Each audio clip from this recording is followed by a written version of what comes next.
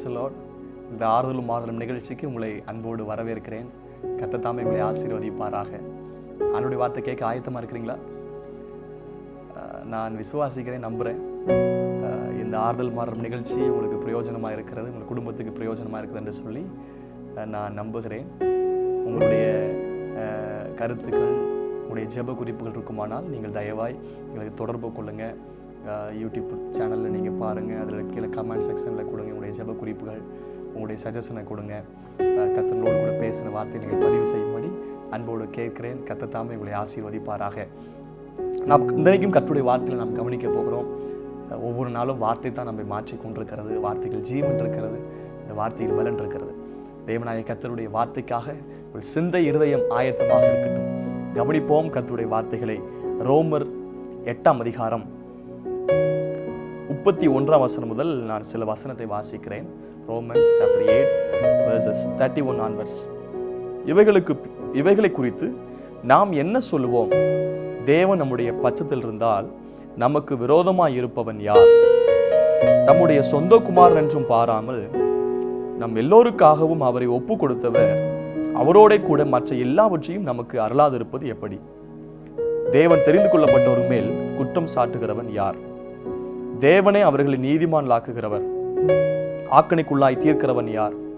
கிறிஸ்துவே மரித்தவர், அவரே எழுந்தும் இருக்கிறவர், அவரே தேவனுடைய வலது பார்சத்திலும் இருக்கிறவர், நமக்காக வேண்டுதல் செய்கிறவரும் அவரே. உமது நிமித்தம் எந்நேரமும் கொல்லப்படுகிறோம், அடிக்கப்படும் ஆடுகளைப் போல எண்ணப்படுகிறோம் என்று எழுதியிருக்கிறபடி நேரிட்டாலும் கிறிஸ்துவின் அன்பை விட்டு நம்மை பிரிப்பவன் யார்? உபத்திரமோ, வியாகுலமோ, துன்பமோ, பசியோ, நாசமோசமோ, பட்டயமோ? இவைகள் எல்லாவற்றிலேயும் நாம் நம்மில் அன்பு கூறுகிறவராலே முற்றும் ஜெயம் கொள்கிறவர்களாய் இருக்கிறோமே. முற்றும் ஜெயம் கொள்ளுகிறவர்களாய் இருக்கிறோமே. அன்பு தகப்பனே, ஒரு வார்த்தை மூலமாய் எங்களோடு கூட பேசும். ஆறுதலும் மாறுதலும் உண்டாகட்டும். இயேசுவின் நாமத்தில் ஜெபிக்கிறேன் பிதாவே, ஆமென். இந்த வேத பகுதி அருமையா இருக்கிறது. ரோமர் 8ஆம் அதிகாரம். உங்களோடு கூட தீர்க்கதரிசனமாய் ஆண்டவர் பேசுவாராக, ஆசீர்வதிப்பாராக. இந்த ஆண்டுடைய வார்த்தை என்னவென்று சொன்னால், உங்கள் ஜெயத்துக்கு தடையாயிருப்பவர்கள். இன்னொரு அர்த்தத்தில் சொன்னா கூட உங்களை சுற்றிலும் இருப்பவர்கள் யார் யார்? இந்த அருமையான வசனம் சொல்லுது பாருங்க, இவைகள் எல்லாவற்றிலையும் நாம் நம்மில் அன்பு கூறுகிறவராலே முற்றும் ஜெயம் கொள்ளுகிறவர்களாய் இருக்கிறோமே. ஜெயத்தை குறித்து இங்க பேசப்படுது. தேவனுடைய கிறிஸ்துவின் அன்பை குறித்து இங்க பேசப்படுகிறது. அப்போ இன்னைக்கு என்ன வார்த்தை அப்படின்னு சொன்னா, உங்களை சுற்றிலும் யார் யார்? உங்கள் ஜெயத்துக்கு தடையா இருப்பவர்கள் யார்? அப்பவே நான் முன்னேறி இருப்பேன், என் வாழ்க்கை ரொம்ப தடையா ஒன்று வந்துட்டாங்களே. இந்த பகுதி நான் வாசிக்கும் போது சில கேள்விகள் இங்கே வந்திருக்கும் பாருங்க. சில கேள்விகள் அதான் இன்னைக்கு தியானிக்க போகிறோம். அதுக்கு முன்னாடி யார் ஜெயத்துக்கு தடையா இருக்கிறா அப்படின்னு சொல்லி பார்த்தீங்கன்னா, யார் யார் உங்களை சுற்றிலும் யார் யார் இருக்கிறாங்க? 31ஆம் வசனம் பாருங்க. தேவன் நம்முடைய பட்சத்தில் இருந்தால் நமக்கு விரோதமாய் இருப்பவன் யார்? முதலாவது, நம்மை சுற்றி இருப்பவன் யார்? ஜெயத்துக்கு தடையா இருப்பவன் யார்? விரோதிப்பவன். இரண்டாவது, 33ஆம் வசனம். தேவன் தெரிந்து கொள்ளப்பட்டவர்கள் மேல் குற்றம் சாட்டுகிறவன் யார்? இரண்டாவது, நம்மை சுற்றிலும் இருக்கிறது யார் தெரியுமா? குற்றம் சாட்டுகிறவன். மூணாவது, 34ஆம் வசனம். ஆக்கணைக்குள்ளாய் தீர்க்கிறவன் யார்? மூணாவது நபர் யார்?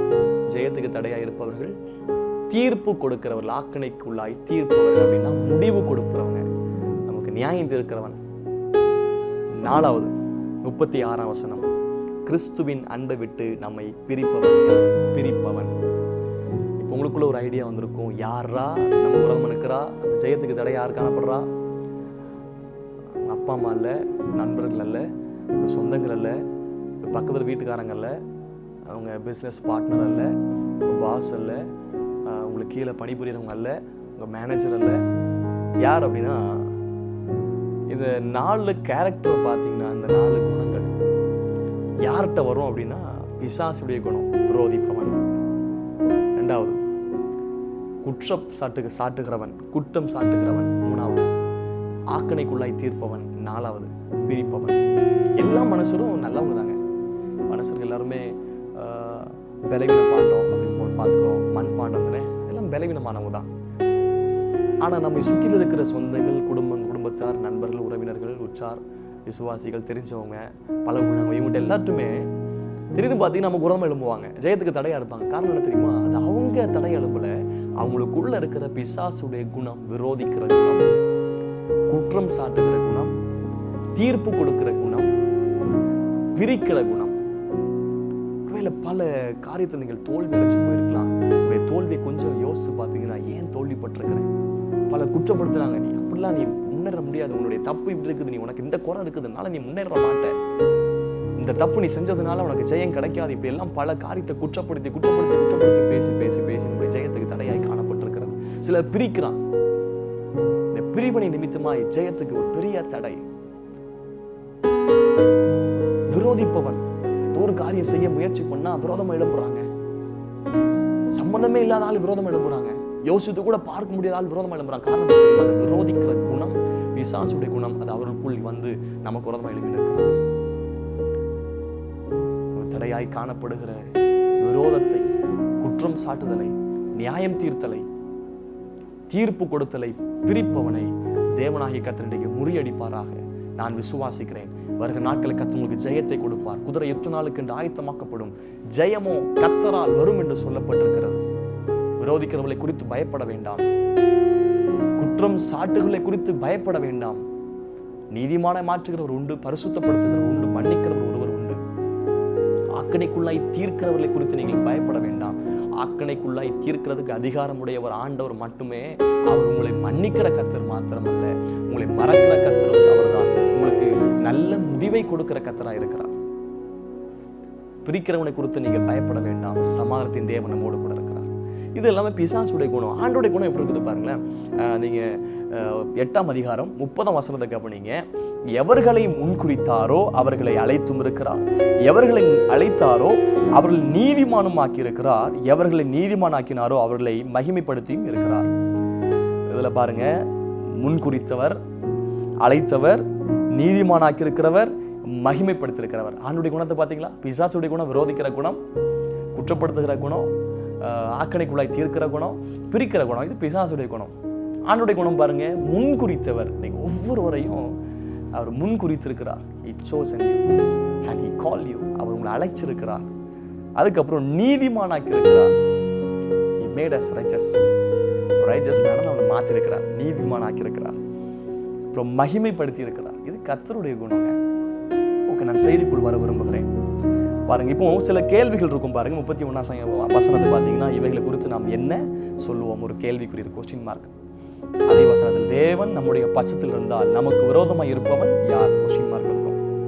32ஆம் வசனம், அவரோடு கூட மற்ற எல்லாவற்றையும் நமக்கு அருளாதிருப்பது எப்படி? ஒரு கொஸ்டின் மார்க் இருக்கும். 33ஆம் வசனம், தேவன் தெரிந்து கொள்ளப்பட்டவர் மேல் குற்றம் சாட்டுகிறவன் யார்? அதில் ஒரு கொஸ்டின் மார்க். 34ஆம் வசனம், ஆக்கினைக்குள்ளாக தீர்க்கிறவன் யார்? அதில் ஒரு கொஸ்டின் மார்க். 36ஆம் வசனம், கிறிஸ்துவின் அன்பை விட்டு நம்மை பிரிப்பவன் யார்? அதில் ஒரு கொஸ்டின் மார்க். உபத்திரமோ, வியாகுலமோ, துன்பமோ, பசியோ, நிர்வாணமோ, நாசமோசமோ, பட்டயமோ, அதில் ஒரு கொஸ்டின் மார்க். பொதுவாக இந்த ரோமர் புத்தகத்தில் நீங்கள் பார்த்தீங்கன்னா, ஆரம்பத்திலிருந்தே வாசிங்கன்னா பல கேள்விகள் இருக்கும். பல கேள்விக்கு பதிலும் இருக்கும். இது ஒரு கேள்வி பதில் நடையாக இந்த ரோமர் நிருபம் எழுதப்பட்டிருக்குது. பவுல் தான் இந்த நிருபத்தை எழுதினார். 16 அதிகாரங்கள் இருக்கிறது, 433 வசனங்கள் இருக்கிறது. இது கிபி 57-58 இது எழுதப்பட்டது. ரொம்ப அருமையான ஒரு புத்தகம்.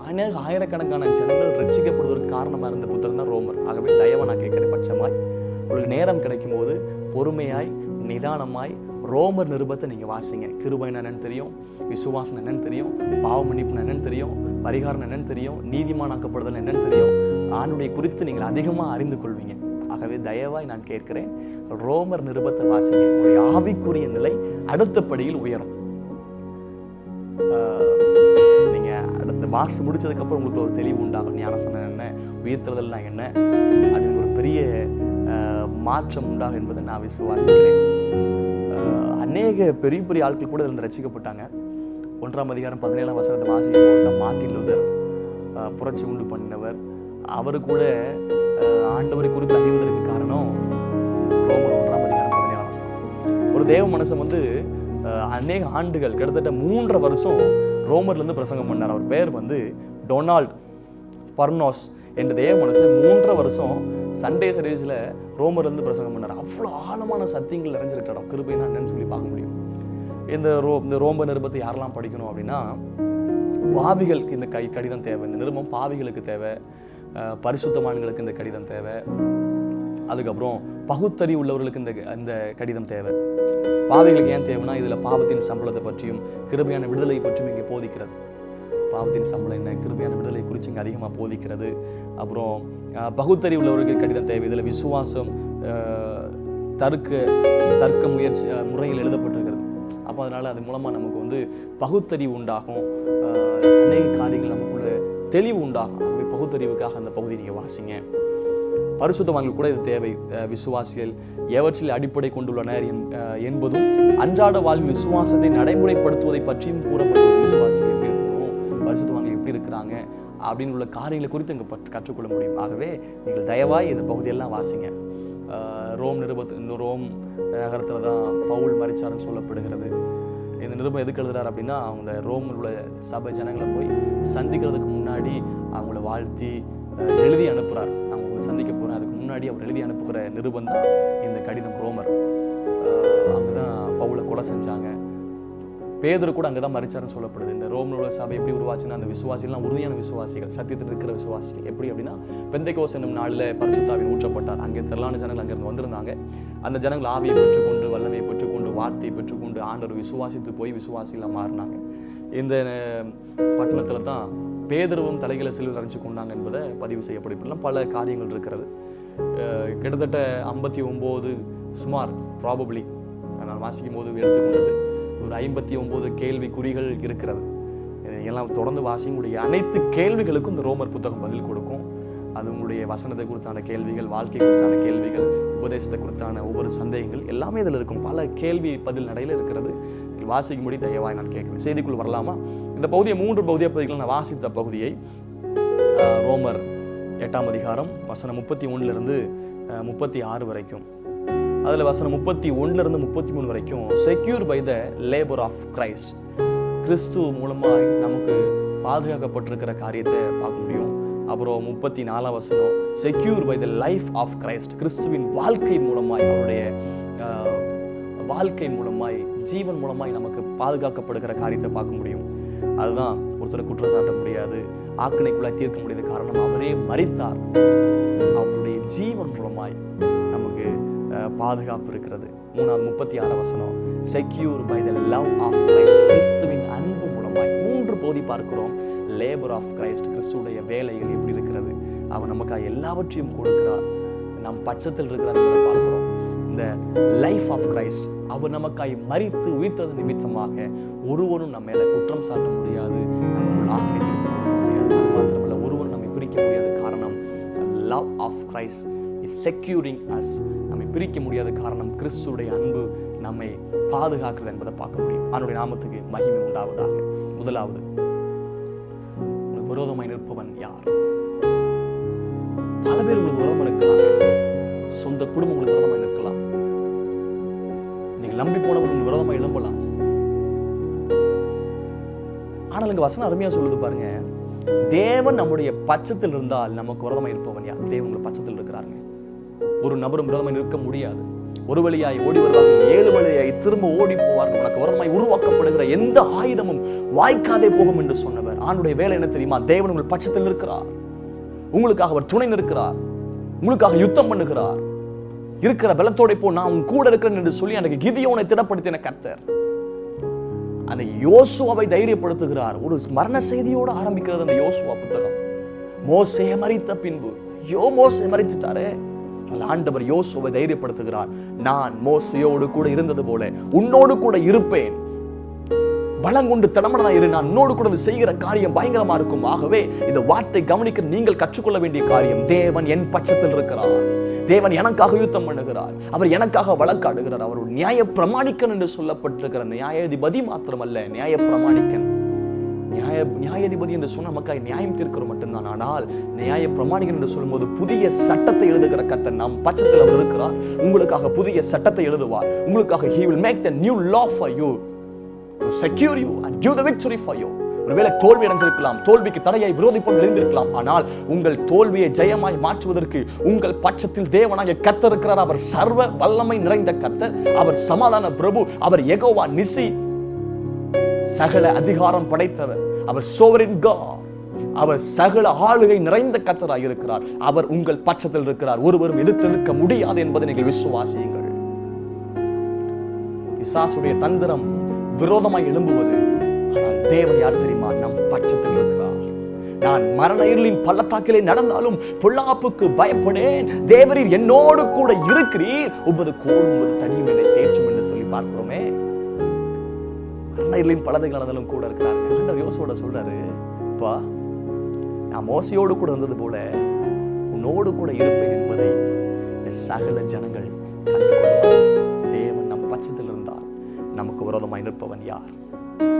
சங்கீதம் 118 சங்கீதம் 6 வசனம், கர்த்தர் என் பட்சத்தில் இருக்கிறார், நான் பயப்படேன், மனுஷன் எனக்கு என்ன செய்வான்? அதை அறிக்கை பண்ணுங்க.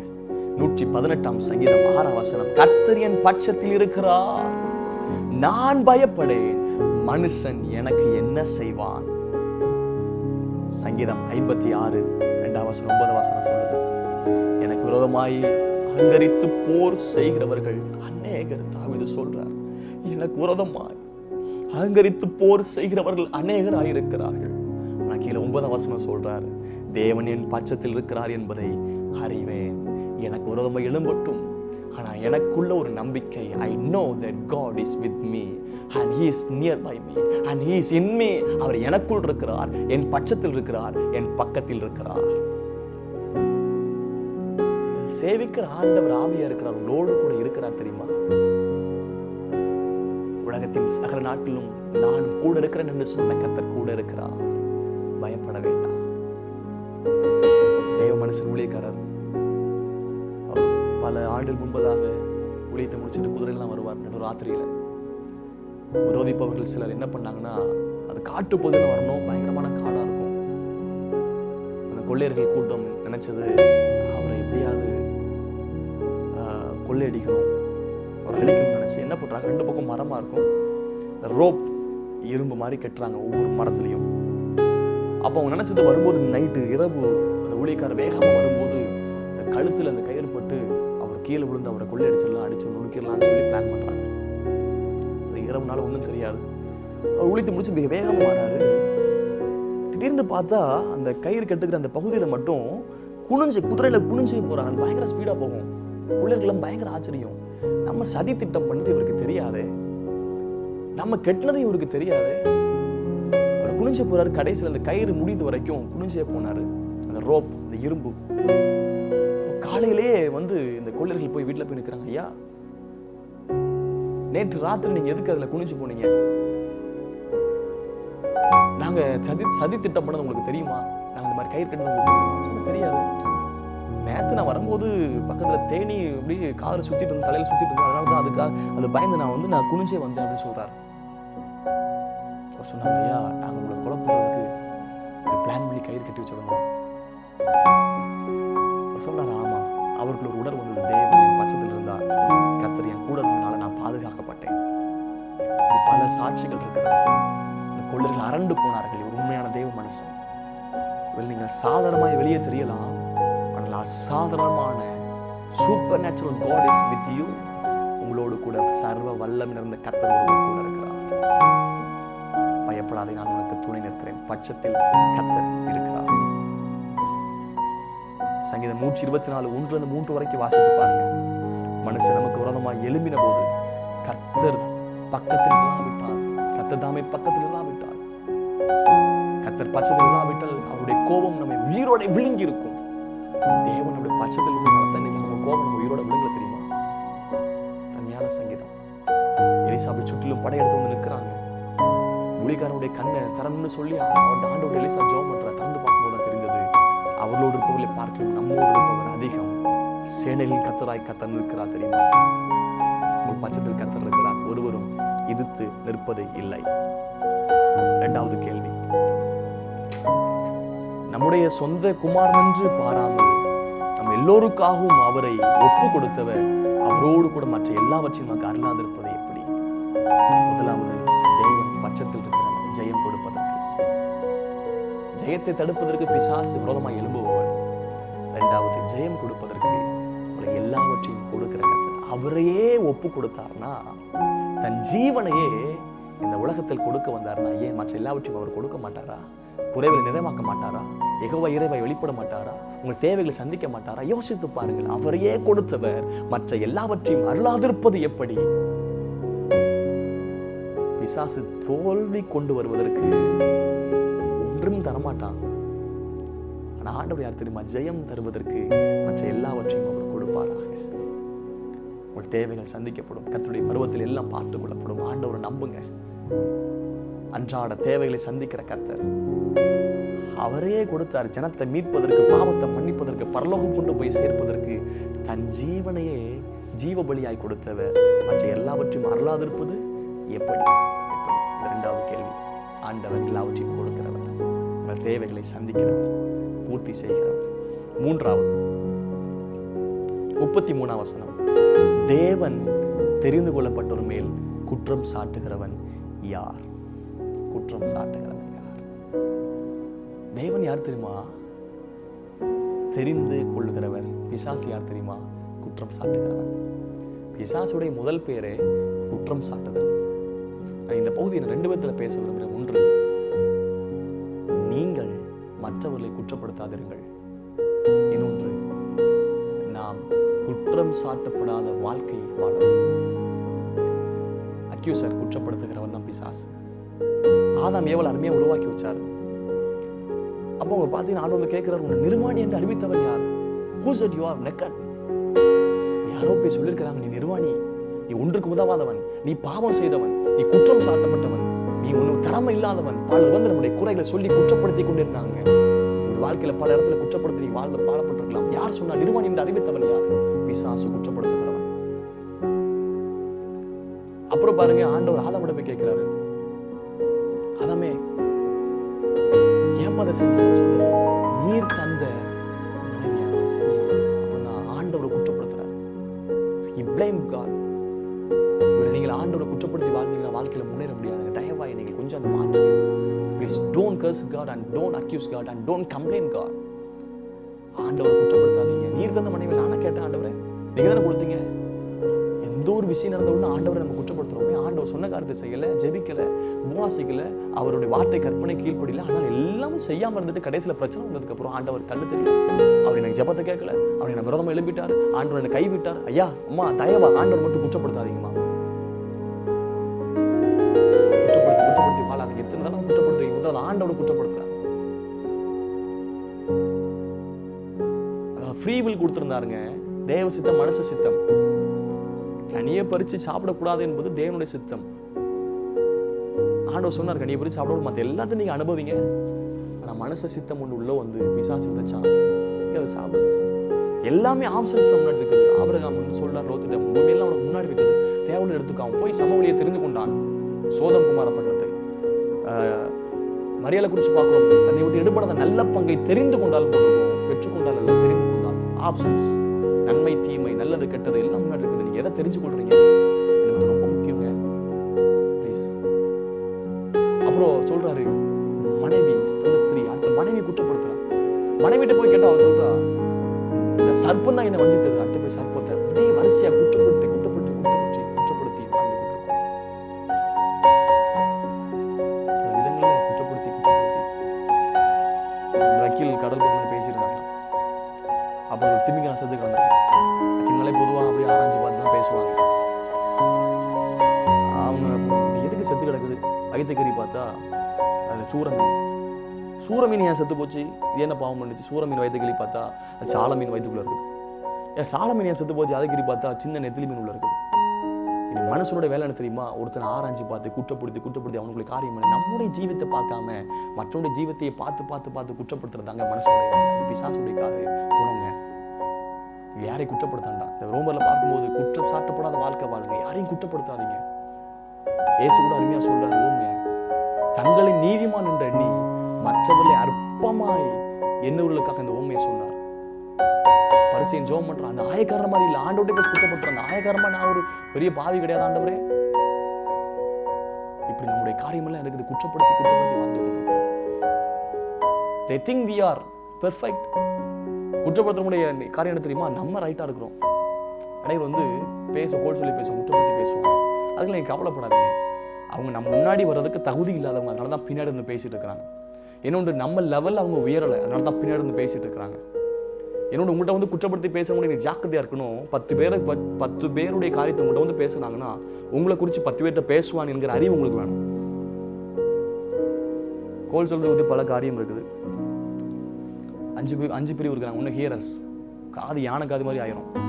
இன்னொரு காரியத்தை அப்படியே ஒட்டு கேட்பாங்க. 2வது கேட்டு வாங்குறவங்க, ஆஸ்கர்ஸ், அவங்களுக்கு விஷயம் தெரியும்.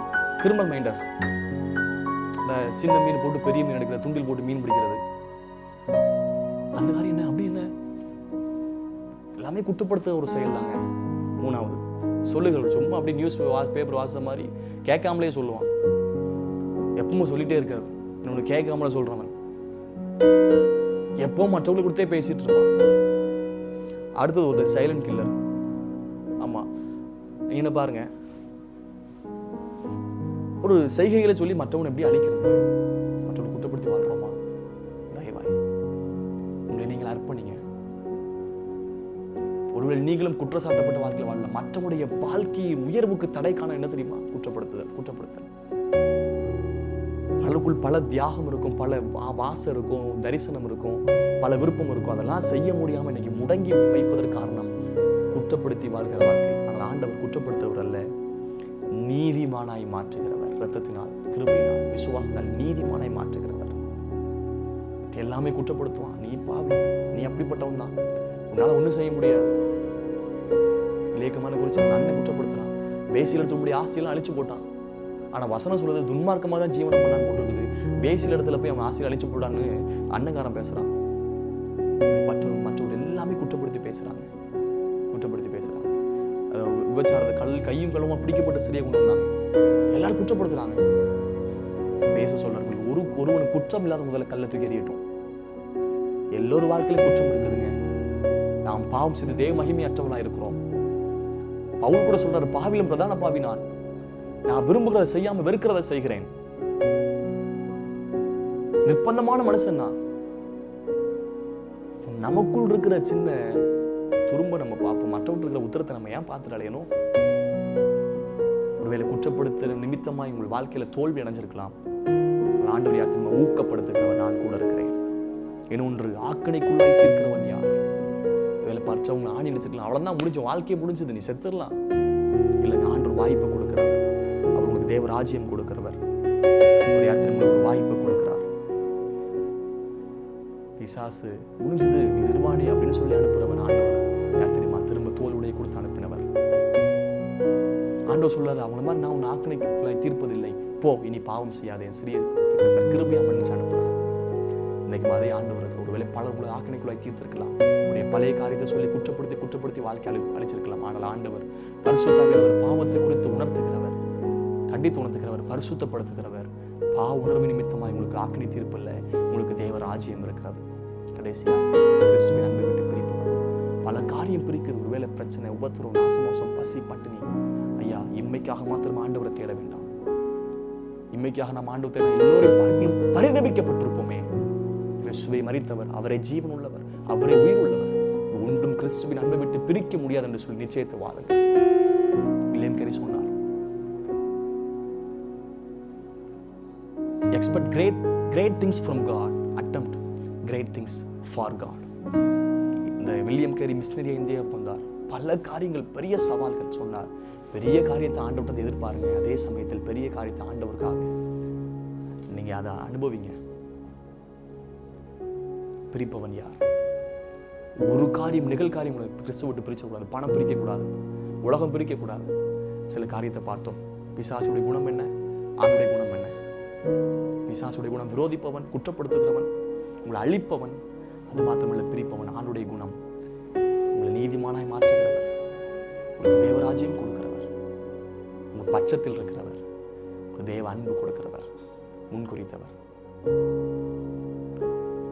சுற்றிலும் இருக்கிறவர் யார் யார் என்று சொல்லி கண்டுகொண்டீங்க. ஏன் எனக்கு ஜெயம் கிடைக்கல? இன்னைக்கு ஒரு தெளிவு வந்தது, ஏன் எனக்கு ஜெயம் கிடைக்கல? பிசாசுடைய குணமுடையவர்களாக எனக்கு விரோதமாக எழும்பினார்கள், சுற்றிலும் இருந்தார். ஆனால் ஆண்டவர் பட்சத்தில் இருக்கிறார். ஐயா, கண்டிப்பாக நீங்கள் ஜெயம் பெறுவீங்க. ஜெயமோ கத்தரால் வரும். கத்தர் கூட இருக்கிறார். உங்களுக்காக நான் ஜெபிக்கிறேன். தோல்விகளை ஜெயமாய் மாற்றுகிறவர் உங்களுக்கு ஜெயம் தருவாராக. அன்பின் பரலோக பிதாவே, இயேசுவின் நாமத்தில் ஜெபிக்கிறேன். இந்த வார்த்தை கேட்டிருக்கிறாங்க. இவர்கள் வாழ்க்கையில் ஏற்பட்ட அனைத்து தோல்விகள் இயேசுவின் நாமத்தில் ஜெயமாய் மாறுவதாக. முற்றிலும் இவர்கள் ஜெயம் பெறுவார்களாக. கிறிஸ்துவின் நாமத்தில் இவர்கள் ஜெயம் உண்டாகட்டும் என்று சொல்லி வாழ்த்துகிறேன். விரோதங்கள் மாறட்டும், குற்றம் சாட்டுகள் மாறட்டும், ஆக்கினை தீர்ப்புகள் மாறட்டும், பிரிவினைகள் மாறட்டும். தேவனுடைய காரியங்கள் நீர் பட்சத்தில் இருந்து உதவி செய்வீராக என்று சொல்லி ஜெபிக்கிறேன். ஜெயம் கொடுத்ததற்காய் ஸ்தோத்திரம். இயேசுவின் நாமத்தில் ஜெபிக்கிறேன் பிதாவே. ஆமென், ஆமென். God bless you. Thank you. ஆண்டவர் உங்களை ஆசீர்வதிப்பார்.